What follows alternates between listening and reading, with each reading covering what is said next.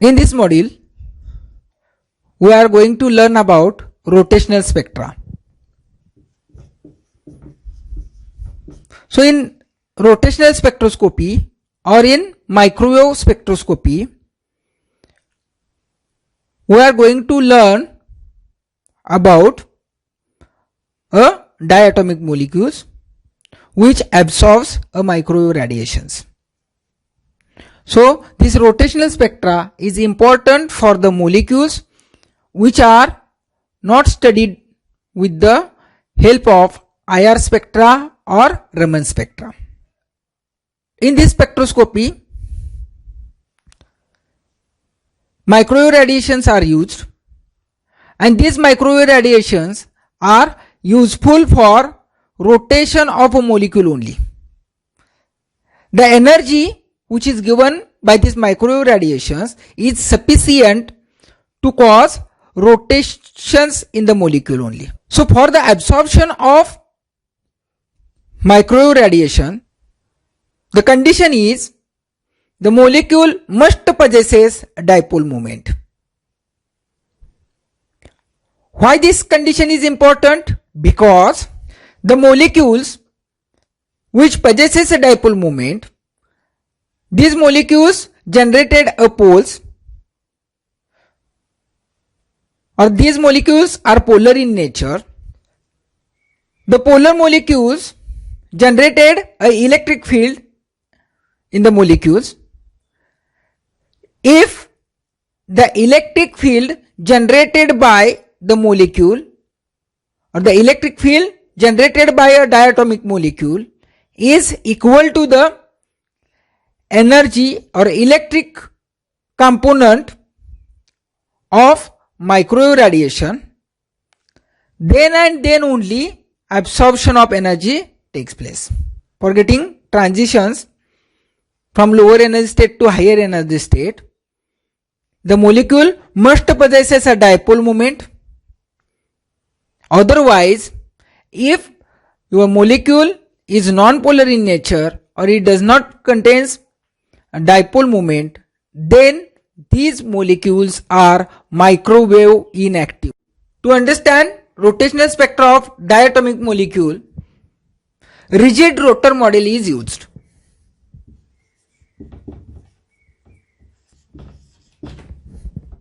In this model, it is assumed that the diatomic molecules containing a bond must be a fixed. Means the intermolecular distance between diatomic molecule cannot be changed with the rotation. Suppose a diatomic molecule containing two atoms. Suppose this is atom 1 having mass m1 and this is atom 2 having mass m2. This is bond length.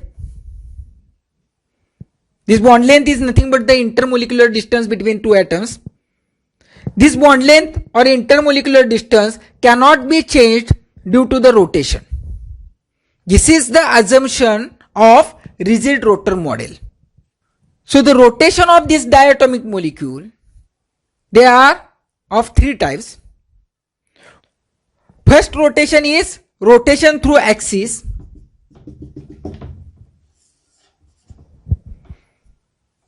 Suppose a diatomic molecule which contains two atoms and they are at a distance r.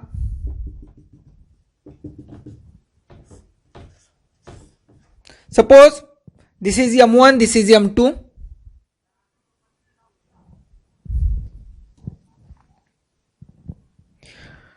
There are three types of rotations are possible. First rotation is through axis, means the rotation of this axis.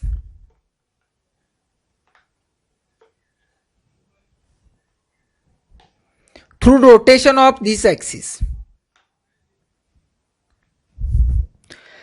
Second rotation is end-to-end rotation, This end-to-end rotation may be a vertical or horizontal. That is, suppose this is a horizontal, this type of rotation, or vertical rotation like this.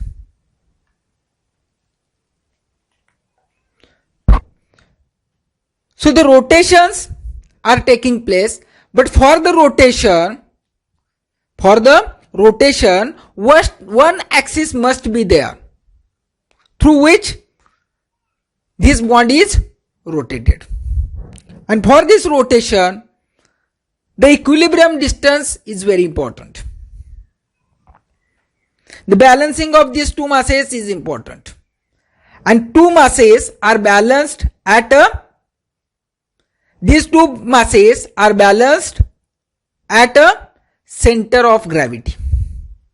Center of gravity means the point at which two masses are balanced. At which point these are balanced? So you can see at which point these masses are balanced. Let's see here.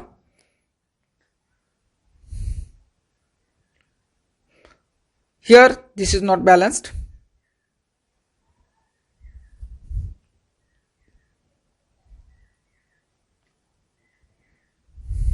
Okay. So the two masses are balanced here. That means this is the point at which two masses are balanced. This point is called as center of gravity. So the center of gravity point is here. You can see the mass of this, suppose this is an atom, mass of this atom and this atom is not the same. If two atoms are having different masses, at that time the center of gravity shifted towards atom having higher mass. So here the mass of this atom is higher and the center of gravity is here. You can see the bond length. The total bond length of this atom, suppose the total bond length of this molecule is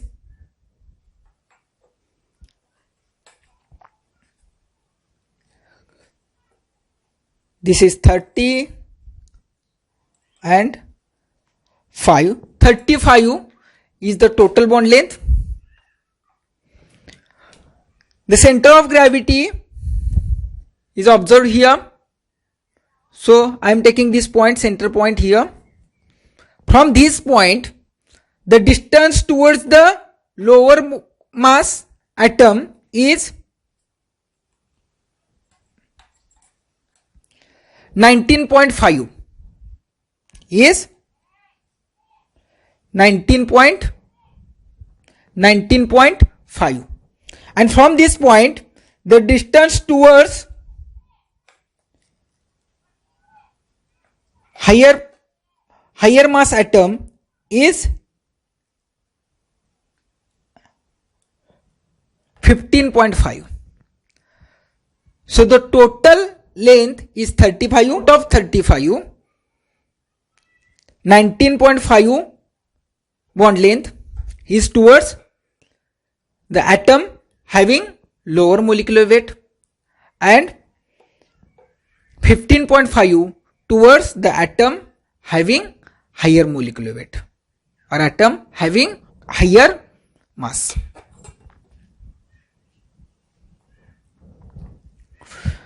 Here, out of these two, suppose M1 has a greater mass and M2 has a lower mass. At that time, center of gravity moves towards the M1. And at this point, there is a equilibrium. So the rotations are always taking place through this center gravity point. The distance of mass M1 from the center of gravity is R1, and the distance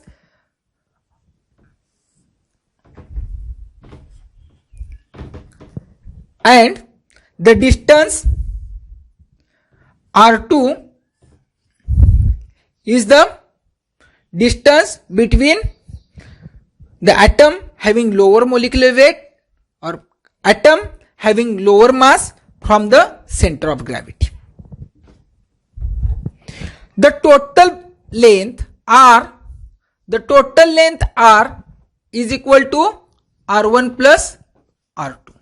The total bond length is equal to R1 plus R2.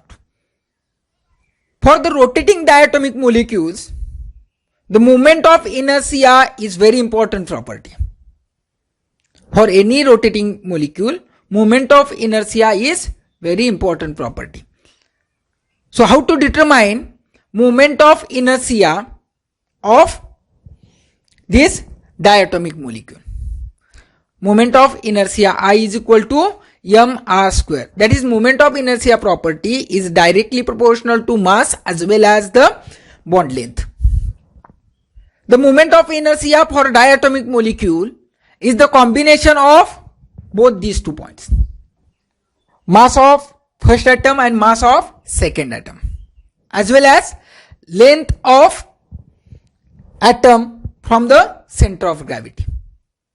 So by taking this, you can write the moment of inertia of diatomic molecule is m1, that is the mass of first atom in the molecule, r1 square plus r1 is the length, r1 is the distance of atom from center of gravity, plus m2 into r2 square. m2 is the mass of second atom and r2 is the distance of this second atom from the center of gravity. This center of gravity point is denoted by C.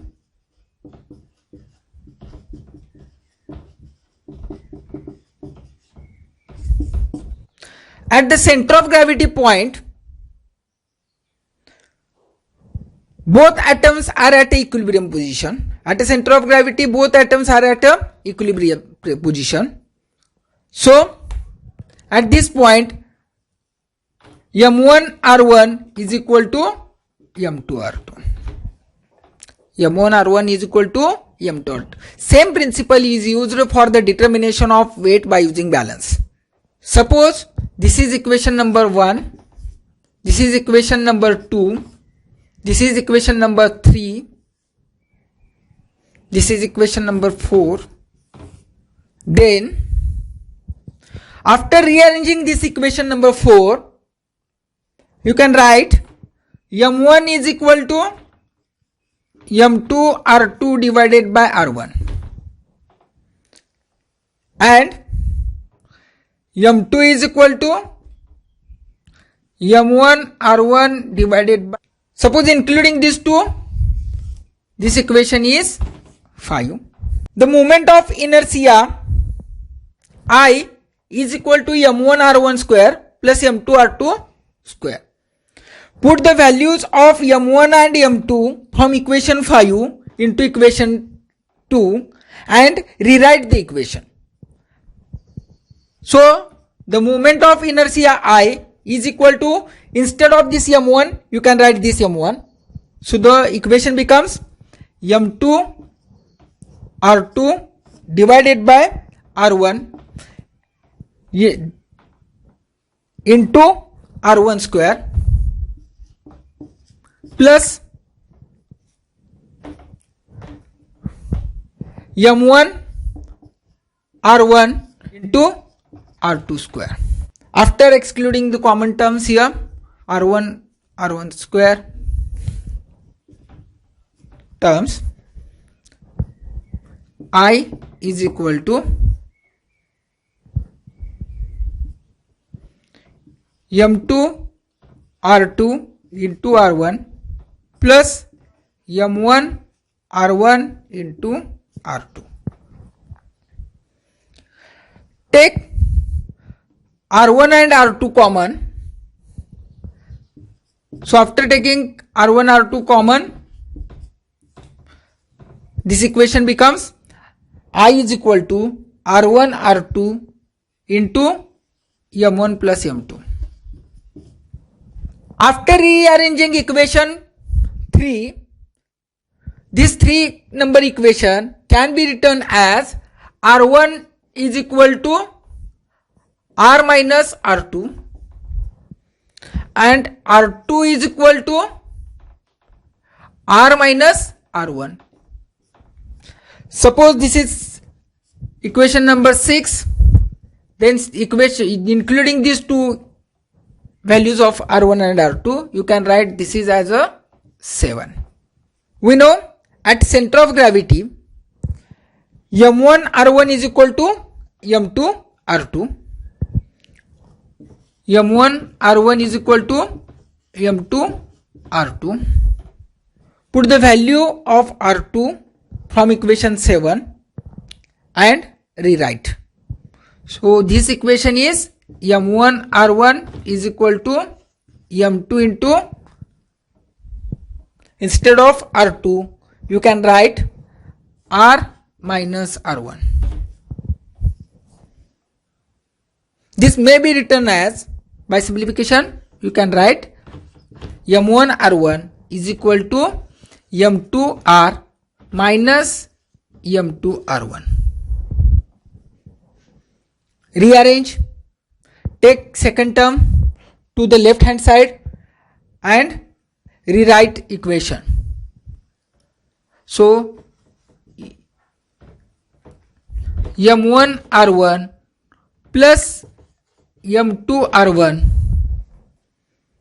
is equal to m2 r. Now in this equation r1 is common at the left hand side, so you can take r1 common. By taking r1 common, the equation becomes, so r1 into m1 plus m2 is equal to m2 into r. r1 is equal to, this equation may be written like r1 is equal to m2 r divided by m1 plus m2, or suppose instead of r2, if r1 is taken here, then after rearranging this you can try at home, you can practice for this, for the conversion. The final equation becomes r2 is equal to m1 r divided by m1 plus m2. So now we have values of r1 and r2. Write equation number 8 for these two. After putting the values of r1 and r2 into equation number 6, we will get the value of moment of inertia I for a diatomic molecule. I is equal to, instead of this r1 you can write the value of r1 here, and instead of this r2 you can write this value. So the equation becomes I is equal to m2 r divided by m1 plus m2 multiply by r2, that is m1 r divided by m1 plus m2 multiply by m1 plus m2. So I is equal to m1 m2 into r square divided by m1 plus m2 square into m1 plus m2. One square term and this term is cancelled out, and remaining is I is equal to m1 m2 divided by m1 plus m2 into r square. This value is nothing but the reduced mass. This value is nothing but the reduced mass, which is denoted by mu. So I is equal to mu r square. So don't confuse with the dipole moment mu and this mu. This is mu for reduced mass. This reduced mass nu is equal to m1 m2 divided by m1 plus m2.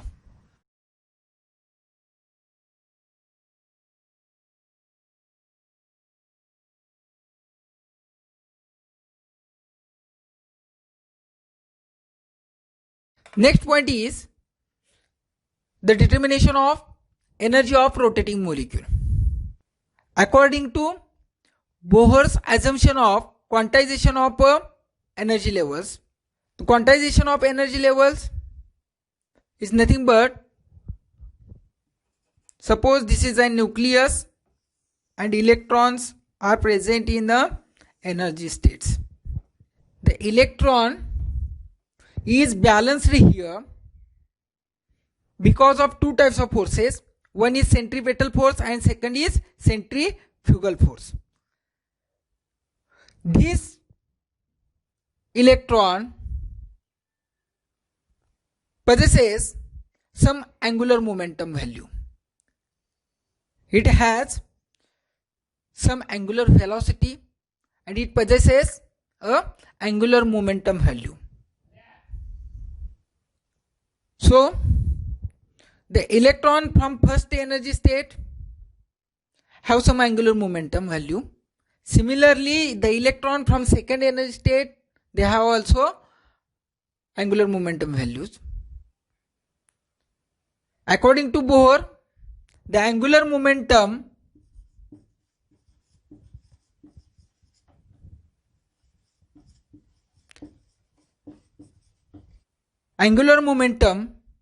is equal to integral multiples of h upon 2 pi.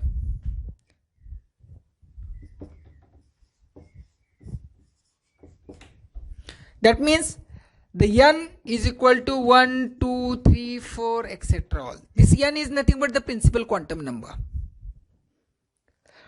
This value must be an integral. This is not a half integral value. That's why the energy levels are in a quantized states. This first state having n is equal to 1, second state having n is equal to 2. This is first quantized state, this is second quantized state, and so on. According to Bohr, angular momentum is equal to nh upon 2 pi. This n must be an integral number. Angular momentum of a diatomic rotating molecule is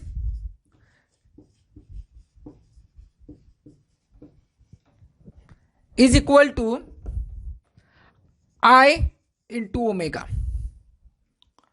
What is meant by I? I is the angular momentum and omega is the angular velocity. Suppose this is equation number first and this is equation number second. Both they are having values of angular momentum. So nh upon 2 pi is equal to I omega. In this equation, our interest is to determine energy of rotating molecule. For rotating molecules, you can take J instead of n. So by taking the value j here instead of n, this equation jh upon 2 pi is equal to I omega, where j is equal to 0, 1, 2, 3, 4, etc. The kinetic energy of rotating diatomic molecule is equal to 1 by 2 mu square is the kinetic energy for any molecule, but for rotating molecule, instead of 1 by 2 mu square, you can write I omega square. Instead of m, you can write I. Instead of v, that is linear velocity, you can write angular velocity. 1 by 2 I omega square. So multiply and divide with I. This equation is E of rotation is equal to 1 upon 2I into I square into omega square. Suppose this is equation number 3. Put values of I omega from equation 3rd and rewrite the value of energy of rotation molecule. Energy of rotating molecule is equal to 1 upon 2I into, instead of I square omega square, you can write j square h square upon 4 pi square. J square h square upon 4 pi square. This may be written as E of rotation is equal to j square h square upon 8 pi square into I. By applying Schrödinger equation and quantum restrictions, you may write this equation as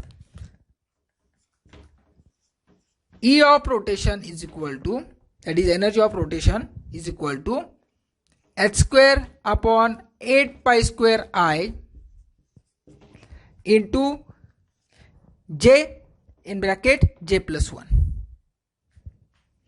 This is our equation. The unit of energy in this equation is joule.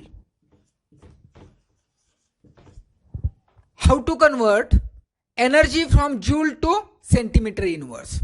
Conversion of energy from joule to centimeter inverse. The energy from joule can be converted into a centimeter inverse by dividing joule term with a hc, that is Planck's constant and velocity of light. So energy of rotating molecule, which is denoted by J, this can be written as J. The energy of rotating molecule in centimeter inverse is equal to energy of rotating molecule in joule divided by hc. H is the Planck's constant and c is the velocity of light. For this conversion, you can use H is the Planck's constant having value 6.626 into 10 raised to minus 34 joule second. Whereas c is the velocity of light 3 into 10 raised to 10 centimeter per second. By putting this value only, the conversion of joule into centimeter inverse is possible. The value, by putting this value here, this equation becomes energy of rotating molecule EJ in form of joule divided by H in the form of joule second, and C is in the form of centimeter per second.